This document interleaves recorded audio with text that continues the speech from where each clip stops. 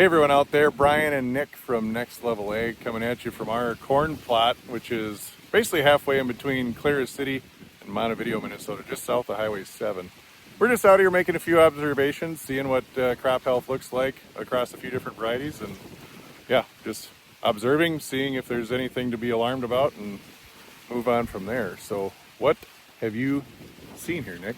Yeah, so this plot is on last year's sugar beet ground, and for everyone that grows corn on sugar beet ground knows that it's tough. And this year it seemed to show it pretty broad everywhere. We saw yellowing, purpling, kind of about that time we were spraying corn, about V4, even a little sooner than that. But it looks like it's come out of that pretty well, which is pretty common. It flashes in those weird colors and looks kind of nasty for a little bit, but then it comes out of it. So this field looked that way, but it's obviously greened up pretty good. So we're just kind of looking at each variety and seeing any noticeable differences. Across most varieties, we're at like V6, starting to be V7 here shortly. Height differences we can kind of pick out, which sometimes correlates to health and yield, but a lot of times it doesn't. But we're just kind of taking note of those things. One thing that we really saw across all varieties was some streaking down some of these newer leaves. And we are pretty sure that this is like a sulfur deficiency that we're seeing, which is kind of interesting because last winter we decided that we were going to do an extra 3 gallons of access, which should be 5 pounds per gallon of sulfur. So an extra 15 pounds of sulfur got put on this field with the pre.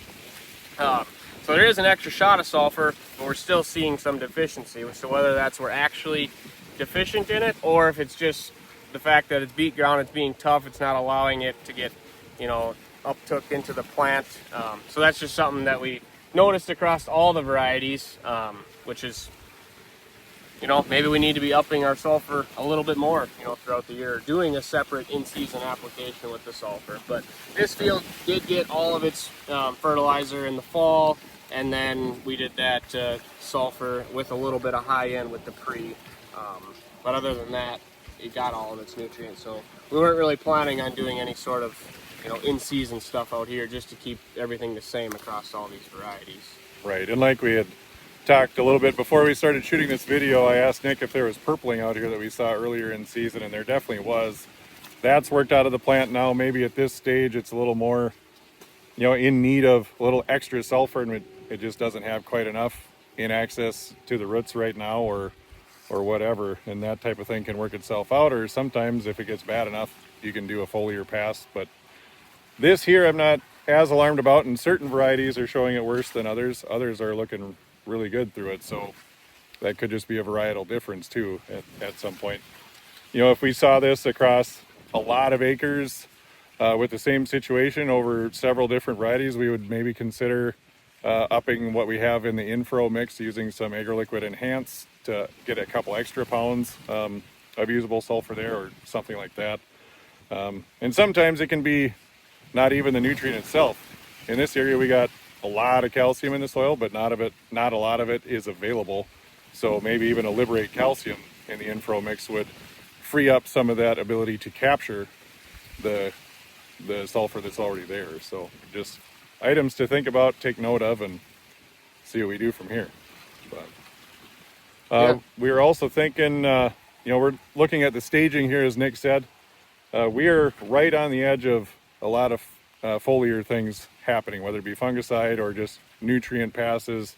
A lot more foliar being done this year because a lot of guys did dial back on their fall or spring applied passes. So what do we do in this situation, Nick? So like we said, V6, V7 is just going to be starting here.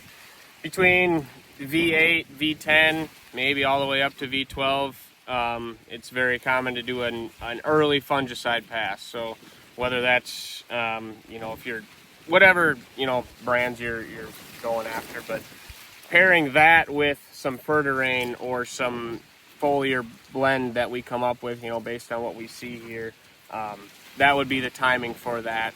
if you're wanting to really protect against any disease, really push anything. We've seen good results with doing an early fungicide app, as well as that later one at tassel as well. So that's coming up very fast. I mean, when it gets warm, this corn can really grow. So if you're thinking about that, that definitely be the time to start planning on what you would want to do for that. Absolutely. And as southern rust and tar spot and things like that become more and more prevalent, that line seems to keep pushing north. Each year we had a lot of southern rust last year. Not a lot of tar spot showing up in this area yet, but we did see a little bit. The quicker we get at protecting the crop, the more successful we're going to be at keeping those diseases out. And that will mean, unfortunately, more dollars being spent and more passes being made to continue to keep the crop health as good as it can be to get to a successful finish. So trying to hit those yield goals, and ever since we started planting, those things keep coming at us that keep knocking away at what we set out to do. So trying to just protect, preserve, and finish strong. Well, we had a couple of minutes to spare before lunch, so we decided to come out here to the IDC plot, make some observations here too quick before a storm rolls in. Like I told you when we planted this thing, we hope that this field is going to be getting tiled this year, so we just went with a 2-row IDC plot to observe how well these beans handle the high pH and high mag stresses that it puts on the bean plant. So just looking at a couple of those things. Sorry, stumbling over my words here, but I'll just let Nick talk about what we see here. Yeah, so we have, what do you got, like 6 varieties out here, I think. 2 rows each.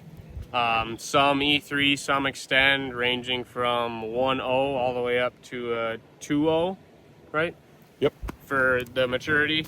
And you can definitely see some differences. But overall, it seems like they're all handling the IDC fairly well. This did get some iron on, but it got the same iron across all of them, so it should be an even, playing field to show the differences. I mean, we have some showing right here, but like it's really like the beans are still healthy. They're still growing. So it'll be interesting to see if as we get going through here, we're end of June. Normally things start to come out of their flash by then, so we'll keep an eye on this and see if things get worse or if they really recover well, and we'll make note of that too. If they flash but recover just as fast, that's something to keep in mind as we plan for next year's beans. Absolutely. Like Nick said, it should be over soon. That's why we're observing all these things now and seeing all the side-by-sides just to see which ones handle it better and how well the iron worked to help alleviate those stresses. But yeah, hopefully we'll see them all recover and get to a good finish regardless, but it's getting it through this phase. Soon we'll be seeing some pods, or not pods, but some flowers pop out here, so the reproductive stages will begin, and at that point other things will become more important. So we'll feed them, fungicide them, hopefully not have to insecticide them, but see how that goes. As for us, we're gonna go feed ourselves. Hope you all have a good day.